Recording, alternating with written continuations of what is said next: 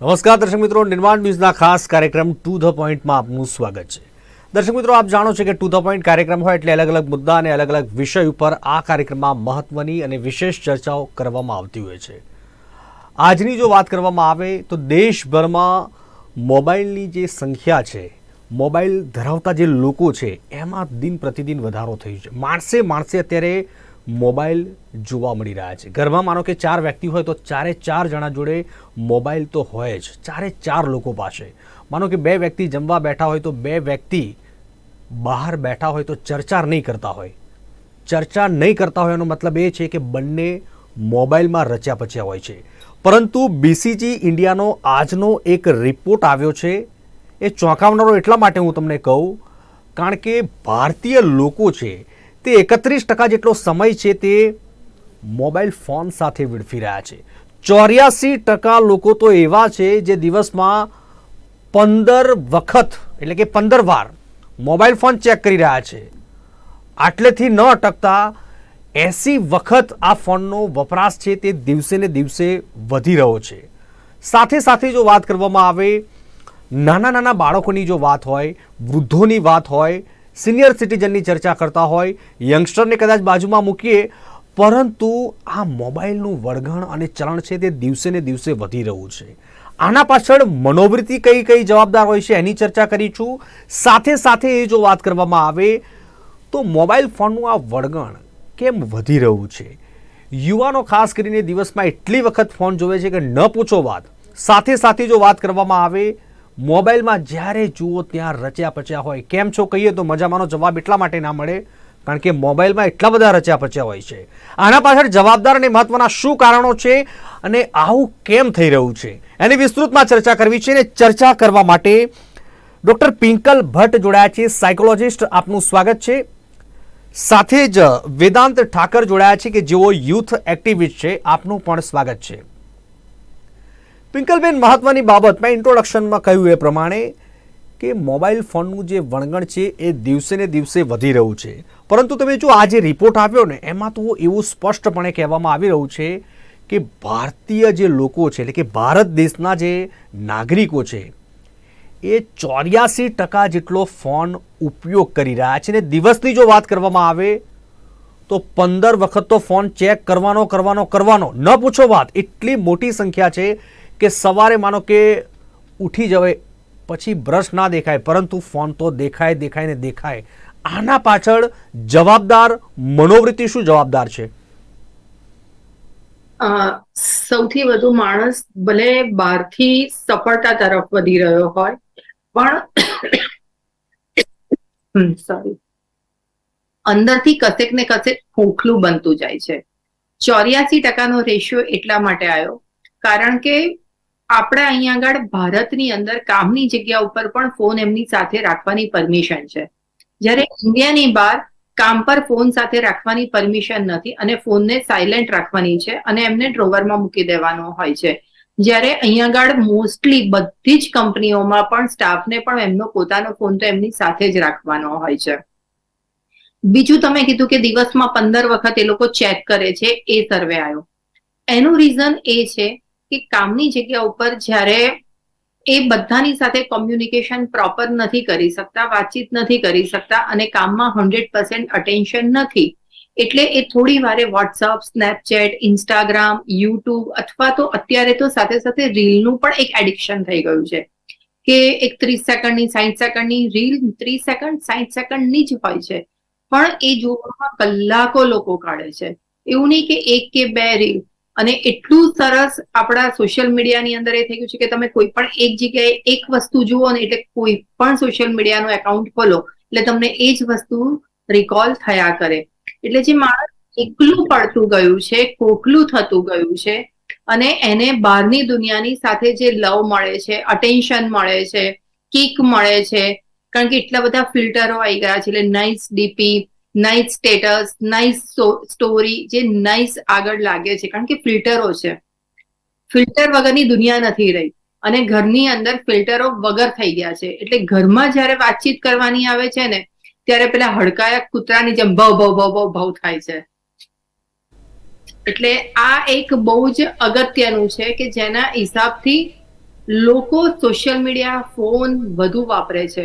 બીજું, લોકોની સાથે કનેક્ટ રહેવા માટેનું વોટ્સઅપ, અને યંગ જનરેશન માટે તો વોટ્સઅપ છે જ નહીં એવું કહેવાય. હવે તો ઇન્સ્ટાગ્રામ પણ એમના માટે એવું છે કે જે બી યંગ જનરેશન માટે એવું કહી શકાય કે જ્યારે 35 થી 60 વર્ષના લોકો જે પણ સોશિયલ મીડિયા ઉપર આવવાનો રેશિયો વધે, ત્યારે યુથ આ ચિંગમની જેમ ચાવીને એનો પૂરો રસ કાઢી અને એને ડસ્ટબિનમાં ફેંકી દીધું હોય છે. કદાચ વધારે સારી રીતે વેદાંતજી આપી શકશે જવાબ.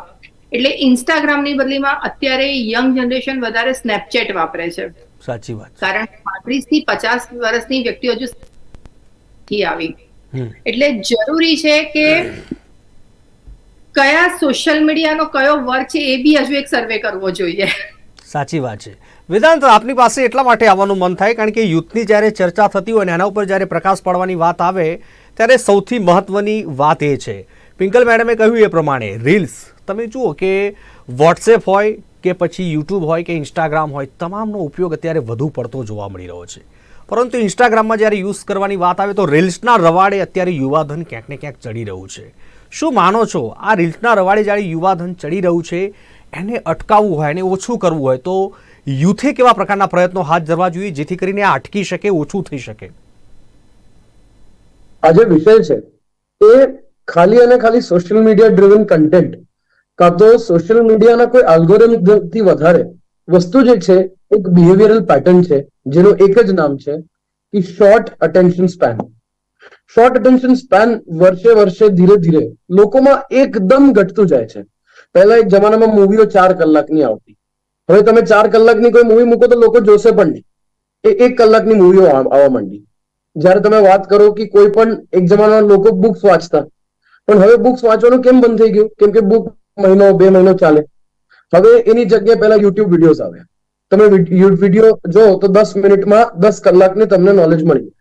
અને હવે એ 10 મિનિટની જગ્યાએ 10-10, 15-15 સેકન્ડના વિડીયોઝ, કે જેમાં તમે 10-15 સેકન્ડના વિડીયો જો તો તમને લાગે કે તમે દુનિયાની બધી જ વિષયો, બધા જ નોલેજને કવર કરી દીધું છે અને તમને હવે બધું જ ખબર છે.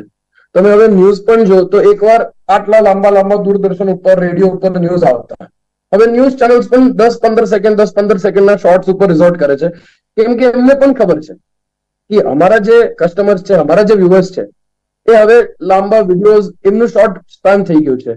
ક્લાસોમાં પણ, હવે કોલેજીસમાં પણ, એક જમાનામાં ફોન મૂકીને ઘરથી આવવું પડતું હતું, હવે કોલેજીસમાં પણ બધે જ ફોન અલાઉડ છે, ક્લાસની વચ્ચે પણ, કેમ કે એના ઉપર ડિપેન્ડન્સી એટલી વધી ગઈ છે. ધીરે ધીરે તમે જોવા મળશો તો આજે આ અઠવાડિયામાં જ યુથને જ અપીલ કરે છે એવો વિષય કે એપલે પોતાનું એપલ વિઝન પ્રો લોન્ચ કરી દીધું. હવે એપલ વિઝન પ્રો શું છે? કે તમારા ફોનને વર્ચ્યુઅલી તમારા આંખની સામે લઈ જાય અને તમે એક વર્ચ્યુઅલ દુનિયામાં જતા રહો જ્યાં તમને સાચી દુનિયા દેખાય જ નહીં. તમે ખાલી વિઝન પ્રો થી એક નવી જુદી જ દુનિયા જો. તમે પોતાના એક નવા સિમ્યુલેશનમાં હો. આ કેમ ચાલે છે? કેમ કે લોકોને એક એસ્કેપ જોઈએ છે. એક જમાનામાં ફોન, બધા વડીલો કહેતા હોય છે કે ફોન પહેલા જમાનાથી એક એસ્કેપ હતું, હવે જમાનો ફોનથી એક એસ્કેપ બની ગયો છે. પણ લોકો આ એક્ઝિટ શોધે છે અને હવે આ વધતું જ જવાનું. અને એને કોઈ પણ સાયકોલોજીકલી, સાયન્ટિફિકલી આપણે જોવા જઈએ પણ આના પાછળ એક જ કારણ છે કે લોકો બહુ જ ફોનથી અટ્રેક્ટ થઈને નવી દુનિયા શોધવા માંગે છે, ત્યાં નવું બધું એકવાર એક્સપિરિયન્સ કરવા માંગે છે. તો એના કારણે ધીરે ધીરે ફોનનું યુઝેજ વધશે જ. પણ એને કેવી રીતે સહી દિશામાં આપણે લઈ જઈએ? આ જે ટાઈમ આપણે ફોન ઉપર યુઝ કરીએ છીએ એના માટે કયા કયા તમે પ્રેક્ટિસ યુઝ કરો?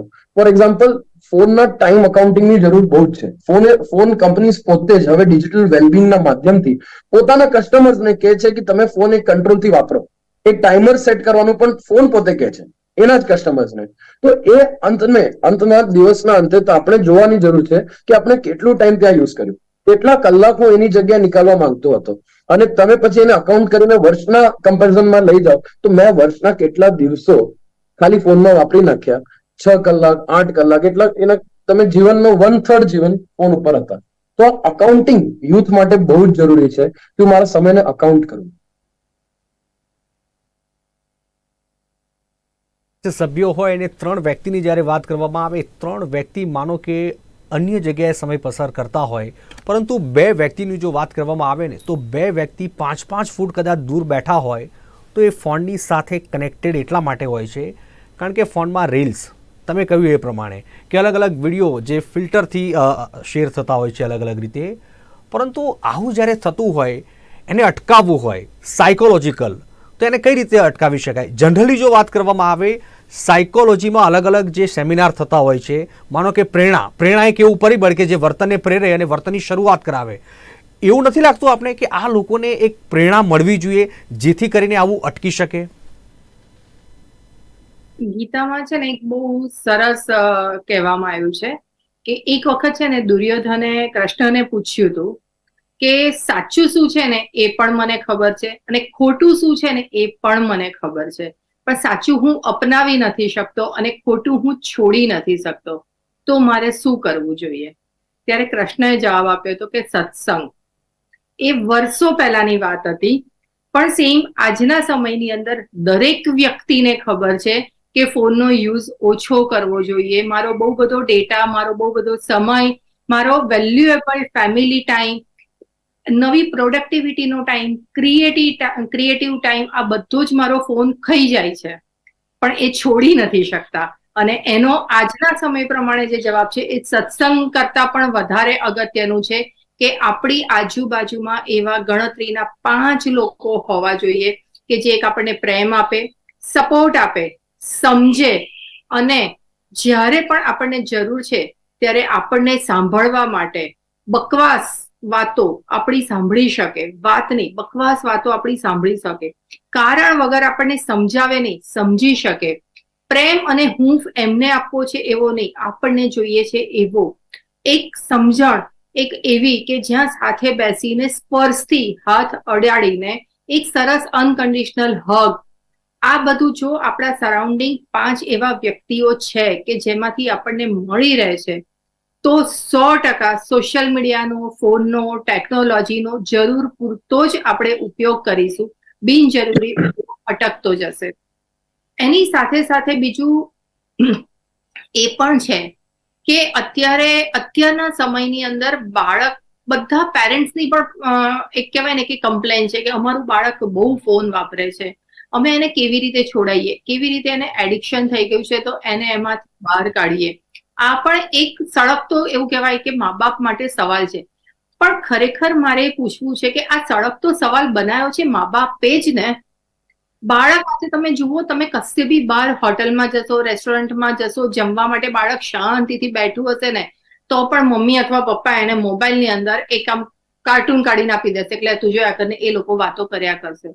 આજે મા બાપી બાળકની સાથે જે વાતો કરવી પડે, સમય આપવો પડે, જ્યારે પહેલાના સમયની અંદર બાળકની સાથે કાલું કાલું બોલાતું હતું, એમના જેવું વર્તન થતું હતું, જે સાયકોલોજીની અંદર NLP કહેવાય, ન્યુરો લેંગ્વેજિસ્ટ પ્રોગ્રામ, કે તમે એના જેવું જ એની સાથે વર્તન કરો છો, ત્યારે બાળકને કાર્ટૂનની અંદર એના જેવું કંઈક દેખાય છે એટલે એને ફોન ગમે છે. ધીરે ધીરે એને ખબર પડે છે કે આ ફોન એક એવી વસ્તુ છે કે જે મને જોઈએ છે બધું જ આપે છે, કારણ કે મા બાપ એના જેવું વર્તન નથી કરી શકતા, એના જેવું તોફાન નથી કરતા, એના જેવી વાતો નથી કરતા, એને જ્યારે હસવું છે ત્યારે હસતા નથી, એ જ્યારે રડે છે ત્યારે એને ઉચકીને એક ટાઈટ હગ આપી અને એક માથે હાથ ફેરવીને, એટલો પેરેન્ટ્સની પાસે પણ સમય નથી રહ્યો, ધીરજ નથી.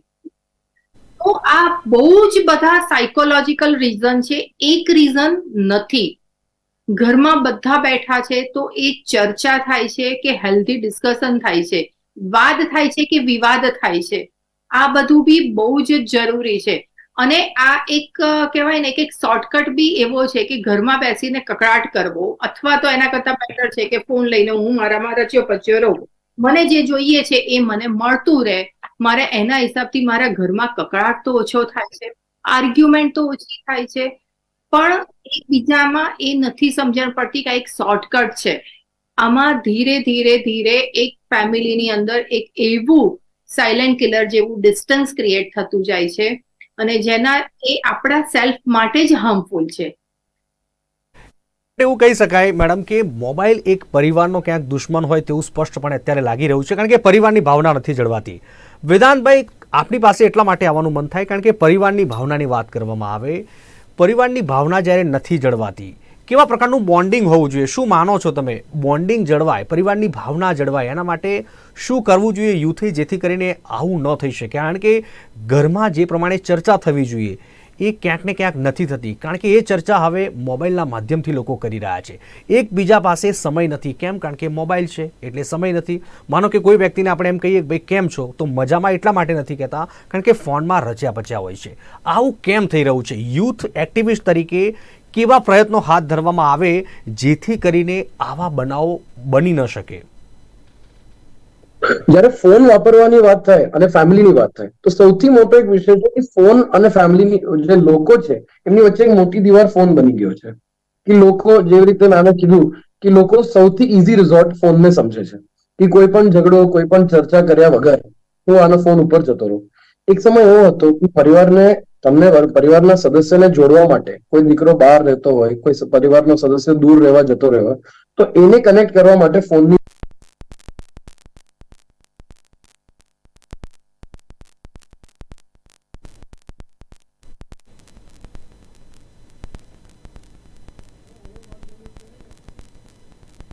વિજયભાઈ, આપનો અવાજ નથી આવતો. જી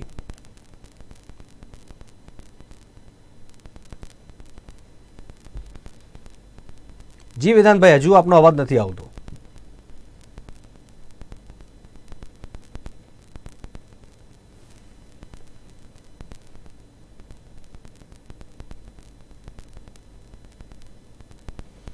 પિંકલબેન, આપની પાસે આવવા માંગીશ. જે પ્રમાણે દિવસે ને દિવસે આ મોબાઈલનું જ્યારે વળગણ અને ચલણ જ્યારે વધી રહ્યું હોય, આગળ આપણે બહુ સરસ ચર્ચા કરી આપે કે નાના બાળકોમાં ખાસ કરીને આ મોબાઈલ ફોનનું વળગણ એટલું બધું વધી ગયું છે. માનો કે ઘરે જમવાનું થાય તો એ પહેલાં મોબાઈલ તો જોઈએ જ. કેમ? મોબાઈલ હશે તો જ જમવાનું. આવું એક અત્યારે દરેક ઘરમાં આ પરિસ્થિતિ ક્યાંક ને ક્યાંક જોવા મળતી હોય છે. હમણાં તમે જુઓ, પબજી આવી હતી. પબજી અત્યારે ભલે જતી રહી હોય, પરંતુ એ વખતે પણ અલગ અલગ તમે થતું હતું. માનો કે વ્યક્તિને તમે પાર્લેજી ખાવા આપો બાળકને, તો પાર્લેજી નહીં ખાય, પબજી ખાશે. એટલે તમે સમજો, પબજી ખાશે, પાર્લેજી નહીં ખાય. આવું ક્યાંક ને ક્યાંક એ વખતે થતું હતું. પરંતુ અત્યારના સમયગાળામાં એટલું બધું વળગણ ને ચલણ વધી રહ્યું છે કારણ કે માતા પિતા ખુદ કન્ફ્યુઝ એટલા માટે જોવા મળી રહ્યા છે કે ચલો ભાઈ મોબાઈલ આપીએ છીએ, જમવાનું તો જમે છે ને સારી રીતે, પરંતુ આ મનોવૃત્તિ સુધારવી હોય અને અટકાવવું હોય તો સાયકોલોજીકલ એવું તો કેવું વાતાવરણ માતા પિતા બનાવે જેથી કરીને આવું અટકી શકે?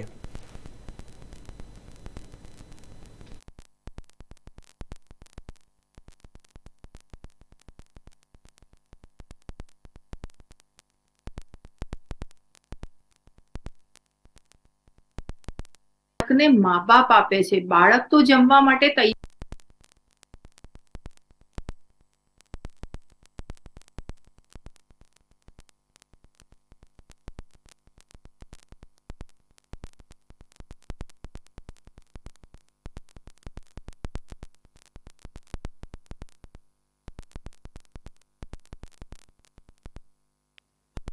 કોઈ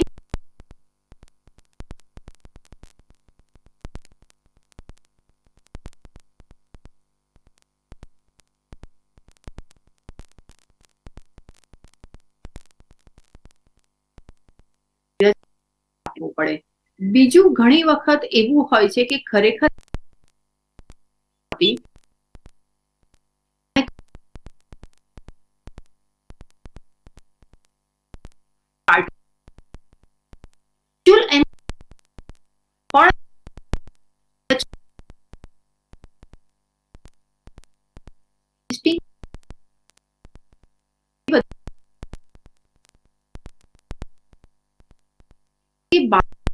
ભૂખ ક્યારે નથી લાગતી, બોડીની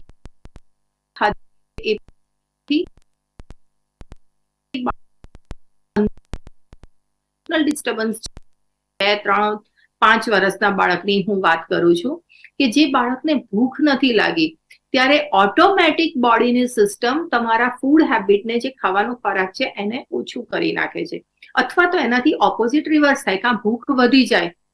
આ બેમાંથી કંઈક વસ્તુ થાય. એટલે માત્ર બાળક નતું ફોન આપો અને બાળક એ લાલચમાં ખાય છે, સમજ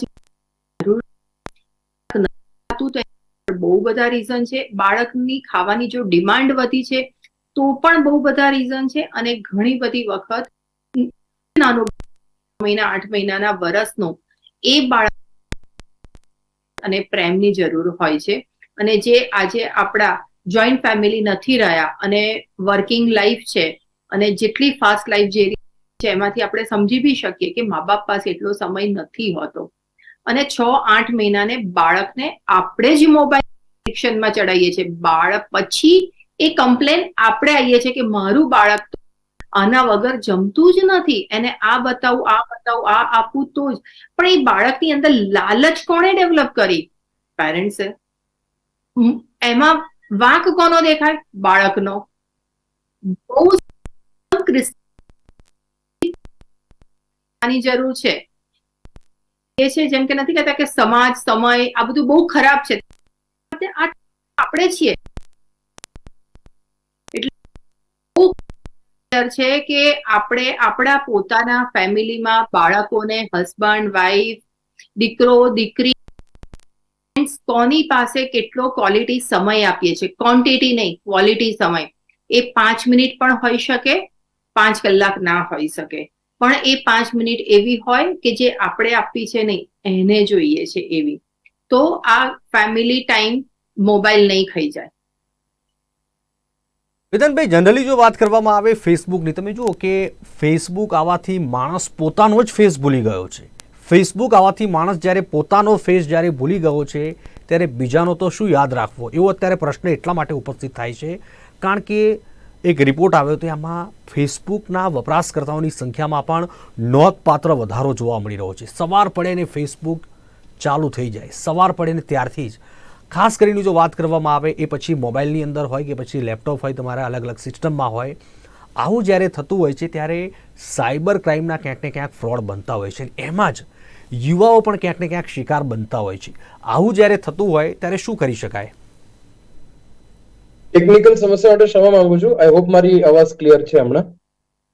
ફેસબુકની જ્યારે વાત કરે આપણે, તો ફેસબુક એક એવી વસ્તુ છે કે જ્યારે ધીરે ધીરે શરૂ થઈ, હવે લોકો એના જ ઉપર આખો દિવસ ટોટલી એમાં જ ઇન્વોલ્વ હોય. પણ આની સોલ્યુશનની આપણે સૌથી પહેલા વાત કરીએ તો બહુ બેઝિકલી એક જ સોલ્યુશન છે કે સવારના ઉઠવાના પછી 1 કલાક સુધી અને સુવાના પહેલા આપણે ફોન અને સોશિયલ મીડિયાને આપણાથી દૂર કરી દઈએ તો આનાથી મોટો વિજય સોશિયલ મીડિયા ઉપર કઈ ના થાય. કે જયારે આપણે સુવા જઈએ રાત્રે તો આપણા મનમાં ઘણા બધા વિચારો હોય છે જે આપણે મનમાં હોય કે આ સોશિયલ મીડિયામાં કન્વર્ટ થશે, અને પછી રાતના પણ સોશિયલ મીડિયા આપણે યુઝ કરીએ તો આપણું દિમાગ ટોટલી એમાં જ ઓક્યુપાઈડ રહે. એની જગ્યાએ જયારે આપણે આટલું કંટ્રોલ કરી દઈશું તો આખા દિવસમાં આપણો યુઝ બહુ જ ઓછું થશે. ઘણી બધી એક્ટિવિટીઝ છે. રીડિંગ છે કે તમે રીડિંગને એકદમ સારી રીતે કેપ્ચ્યુલેટ કરો તો તમે ફોન જોવાની ઈચ્છા ઓછી થઈ જાય. અને જયારે તમારે સાયબર ક્રાઇમની વાત કરી કે સાયબર ક્રાઇમ જે વધે છે લોકોમાં, એ પણ એક ક્યાંક ને ક્યાંક ફેક એક્સપેક્ટેશન્સના કારણે વધે છે. સાયબર ક્રાઇમ એવી રીતે આટલે હાઈટેક રીતે નથી થતા કે કોઈ અચાનકથી આવીને તમારા અકાઉન્ટ હેક કરી દે છે. એક સર્ટન પ્રકારની લિંક, સર્ટન પ્રકારના ફીચર્સ, તમે કોઈ ઓપ્શન ઉપર ક્લિક, કોઈ બટન ઉપર ક્લિક કરી દો જેથી તમે આગળ રીડાયરેક્ટ થઈ જાઓ, તમારી પાસે અવેરનેસ ઓછું થાય અને એ કારણે પછી સાયબર ક્રાઇમમાં કન્વર્ટ થઈ જાય છે. તમે પોતાનું કોઈ પણ અંજાન વ્યક્તિથી, અંજાન અકાઉન્ટથી લિંકને કંટ્રોલ કરો તો આ સાયબર ક્રાઇમ એવી વસ્તુ છે જેને તમે ડેવલપ કરવાના પહેલા જ રોકી શકશો. અને આખો દિવસ જયારે તમે ફેસબુક જોતા હો તો ફેસબુક એક એવી વસ્તુ છે કે જ્યારે તમે જો તો એનો એલ્ગોરિધમ તમને એવી જ વસ્તુ બતાવે કે જેમાં તમને ઇન્ટરેસ્ટ પડે. ત્યારે તમે ક્રોસવર્ડ જાઓ તો એવું ના થાય કે લાસ્ટ વખત મેં આ બુક વાંચી તો હવે મને આ જ બુક મને સજેશનમાં આવશે, પણ એ ફેસબુકમાં થાય છે, યુટ્યુબ ઉપર થાય છે. આ અલ્ગોરિધમ આપણે યુઝ કરવા માટે, આપણે કેપ્ચર કરવા માટે એક ડ્રગની જેમ કામ કરે છે. જેવી રીતે કે એક ડ્રગ જે તમને બાર અંદર એક સર્કલમાં જ ફરાઈને ત્યાં જ રાખી દે છે, એવી રીતે ફેસબુક અને ઇન્સ્ટાગ્રામના અલ્ગોરિધમ તમને યુઝ કરતા હોય છે.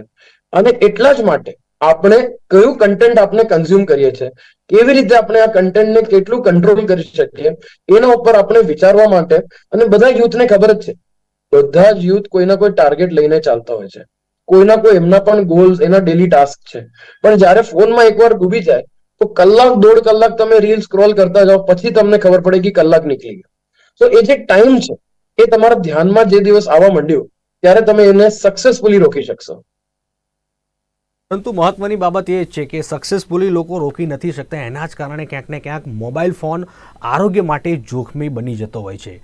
પિંકલબેન અને વેદાંતભાઈ, આપ જોડાયા, ખૂબ સરસ એવું માર્ગદર્શન આપ્યું, આપનો ખૂબ ખૂબ આભાર. તો દર્શક મિત્રો, આજના ટુ ધ પોઈન્ટ કાર્યક્રમમાં બસ આટલું જ. ફરી મળીશું એક નવા વિષય સાથે, નવા ગેસ્ટ સાથે. ત્યાં સુધી જોતા રહો નિર્માણ ન્યૂઝ. નમસ્કાર.